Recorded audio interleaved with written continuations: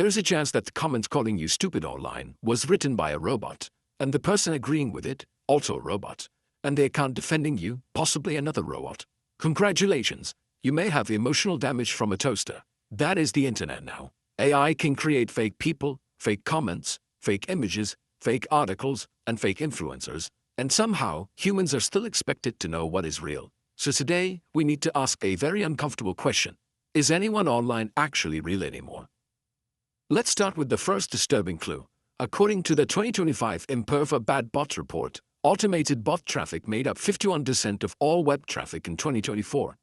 That means machines made more web traffic than humans. So if the internet feels less human lately, statistically, it kind of is. Congratulations, you're no longer browsing the internet. You are attending a robot conference, and not the cool kids with laser arms. The annoying kind where half the robots are trying to sell you fake sunglasses. Now, not all bots are evil. Some help search engines, some check if websites are working, some do useful technical jobs that humans would absolutely hate. But then there are bad bots. Bots that create fake accounts, spam comments, scrape websites, steal content, attack login pages, and behave like the one guy who joins every group chat and immediately tries to sell crypto. The same report said bad bots alone made up 37% of all internet traffic. 37%. That is not a small issue. That is a digital cockroach problem. And AI makes this worse. In the old days, spam was easy to notice. It usually said something like, "Dear respected sir, I am a prince," and then asked you for your bank details. Very subtle. You could spot it from space. Now AI can write spam that sounds professional, polite, confident. It can even use bullet points. Nothing is scarier than a scam with good formatting. A scammer used to write one bad message. Now one person can generate fake reviews, fake comments, fake emails, fake product descriptions, fake profiles, and fake arguments at massive scale. Imagine a stick figure sitting at a laptop saying, "Please generate 1,000 angry comments about this video." And the AI replies, "Certainly, would you like them passive-aggressive or fully unhinged?" That is the problem. The internet did not just get more fake, it got more efficiently fake. Now let's talk about fake content farms. NewsGuard has identified more than 3,000 AI content farm news and information websites across 16 languages. These websites often look like normal news sites. They have serious names, professional layouts, headlines, categories, maybe even a stock photo of someone pointing at a laptop, because nothing says trustworthy journalism like a random man in a suit pointing at a graph. But many of these websites publish AI-generated articles with little or no human oversight. A real journalist has to research, verify, interview, edit, rewrite, panic, drink coffee, and question their career. An AI content farm just says, "Write 40 articles about celebrities, health, politics, and shocking discoveries." And then it goes brrrr. The result is information fast food. It looks like food, it fills space, but somehow your brain still feels hungry after reading it. And the problem is not only that AI makes fake things, the problem is that fake things are getting harder to notice. A few years ago, AI images were easy to spot. Everyone had 17 fingers, hands looked like melted spaghetti, text in the background looked like a demon trying to write English. You would see an AI image and think, "Ah yes, beautiful woman enjoying coffee with her 12-fingered nightmare hand." But now, the images are getting better. The voices are getting better. The videos are getting better. And humans are not getting better. We are still the same species that pushes doors that clearly say pull. A 2024 study called Mirage News tested whether people could tell real news image-to-caption pairs from AI-generated ones. Humans scored around 60%. That is better than guessing, but not by much. 60% is not "I can confidently detect fake news." 60% is "I studied for the test in the car." And that is scary, because if AI-generated fake news looks real enough, people do not always stop to inspect it.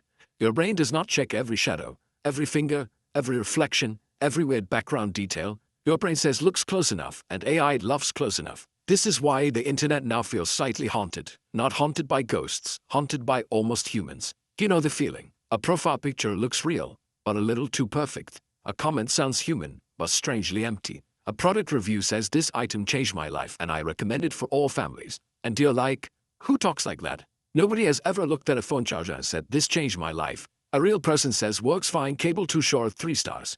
That is humanity. But AI-generated text often has this strange, polished, lifeless confidence. Like a customer service employee trapped inside a blender. It sounds helpful, but also somehow dead inside. And yes, AI influences are real. Some influences do not exist.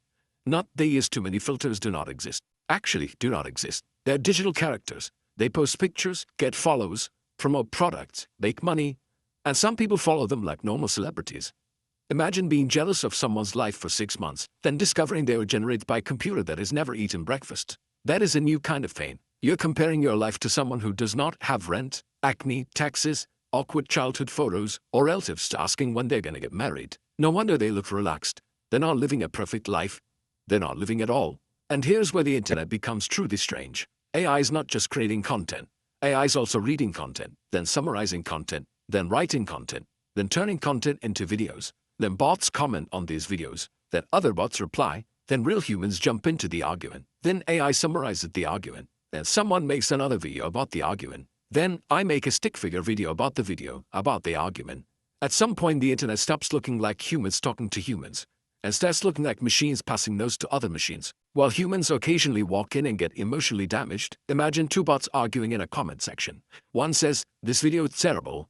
Another says, "Actually, I found this video informative." Then a real human enters and writes 8 angry paragraphs. The bots don't care.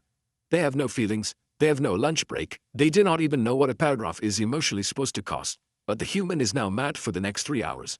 That is the weirdest part. AI does not need to feel anything to make you feel something. This is why people talk about the dead internet theory. And before anyone panics, this theory is not proven. It does not mean all humans disappeared from the internet. Humans are still there. Probably. Hopefully. But the feeling behind the theory makes more sense now. Because more traffic is automated, more comments are fake, more websites are AI generated, more images are synthetic, more accounts feel suspicious, and more of what you see is chosen by algorithms that don't care if something is true, healthy, or useful. They care if you keep looking.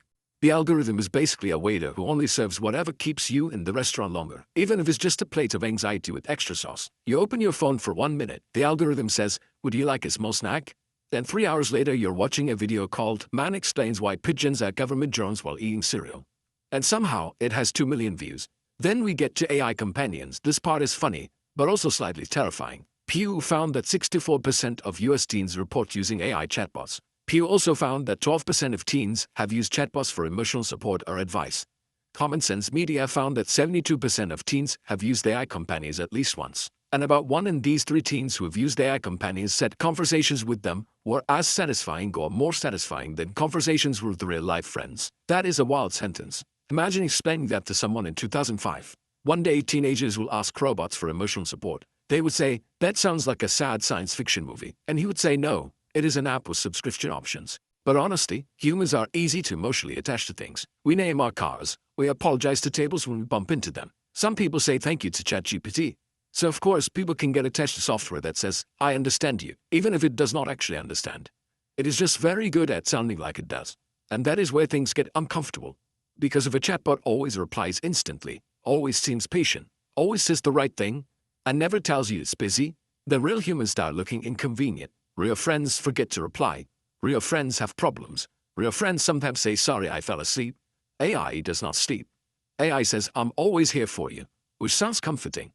Until you remember it's a product. So why is the AI making the internet weird? Because the internet used to have one basic assumption. There was probably a person on the other side, a strange person, an angry person, a confused person, a person with terrible grammar and a profile picture of a dog, but still a person. Now that assumption is breaking.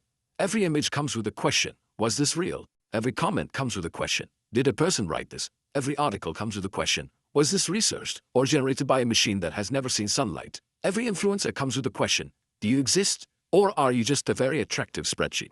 The internet is not completely fake. It's not useless. It is still funny, helpful, creative, and sometimes genuinely amazing. But also has become harder to trust. And maybe that is the weirdest part. Not that AI can make fake things, but that from now on, we have to keep asking whether anything is real. So the next time we see a perfect photo, a suspicious comment, and news sites with a name like Global Trusted Daily Truth Update 24, or an influencer with flawless skin, perfect lighting, and absolutely no childhood photos, pause for 1 second. Because the internet is no longer just a place where humans create content. It is becoming a place where humans, bots, algorithms, fake people, AI writers, AI readers, AI friends, and AI scammers all share the same room. And somehow, you're still expected to know who's real. Good luck.